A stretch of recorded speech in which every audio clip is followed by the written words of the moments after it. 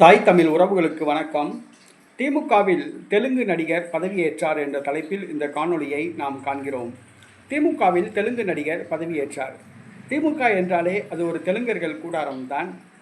அதன் தலைவர் மு.க.ஸ்டாலின் ஒரு தெலுங்கர், கருணாநிதி ஒரு தெலுங்கர், அந்த கட்சியுடைய இளைஞரணி செயலாளர் ஒரு மு.க.ஸ்டாலின் அவர்களுடைய மகன் உதயநிதி ஸ்டாலின் ஒரு தெலுங்கர், அடுத்ததாக கனிமொழி அவர்களும் தெலுங்கர். அதே போன்று திமுக அமைச்சர்கள் ஏற்றால 11 அமைச்சர்கள் தெலுங்கர்களாக உள்ளார்கள். KN நேரு, ராணிப்பேட்டை காந்தி, அமைச்சர் மதிவாணன், சாத்தூர் ராமச்சந்திரன், சேகர் பாபு உள்ளிட்ட 11 அமைச்சர்கள் தெலுங்கர்களாக உள்ளார்கள். தமிழ்நாட்டில் 34 அமைச்சர்களில் 11 பேர் தெலுங்கர்கள்.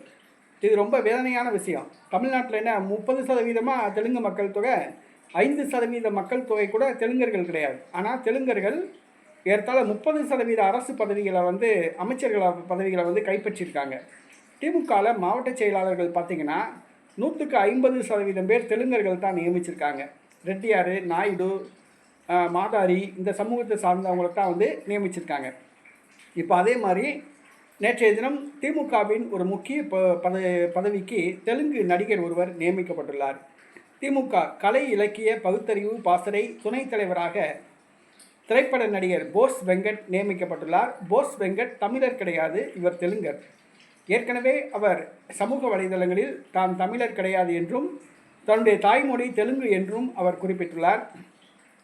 இவர் தமிழர்களுக்கு எதிரானவர். இந்த போஸ் வெங்கட் என்ற நடிகர் தமிழர்களுக்கு எதிரானவர். தமிழர்கள் என்று சொன்னாலே அவருக்கு வேப்பங்காய் மாதிரி இருக்கும். அவரை கொண்டு போய் இன்றைக்கி தமிழ்நாட்டில் திமுக கலை இலக்கிய பகுத்தறிவு பேரவையோடைய துணைத் தலைவராக இன்றைக்கி நியமிச்சிருக்கு. இந்த பதவியில் இருந்த தமிழச்சி தங்கப்பாண்டியன் விடுவிக்கப்பட்டு அவங்க வேறு ஒரு பதவியில் நியமிக்கப்பட்டதுனால இந்த பதவி காலியாக இருக்குது.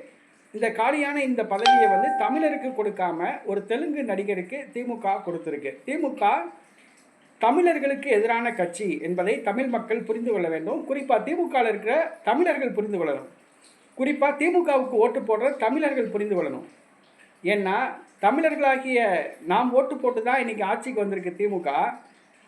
ஆனால் இன்றைக்கி திமுக ஆட்சியில் தமிழர்களை பதவி அமர்த்தாமல் தெலுங்கர்களை பதவியில் அமர்த்துது. கட்சியிலையும் ஆட்சியிலையும் தெலுங்கர்களுக்கு முக்கியத்துவம் கொடுக்குது. ஆக தெலுங்கர்களுக்கு முக்கியத்துவம் கொடுக்குற இந்த திமுகவை தமிழர்கள் புறக்கணிக்க வேண்டும்.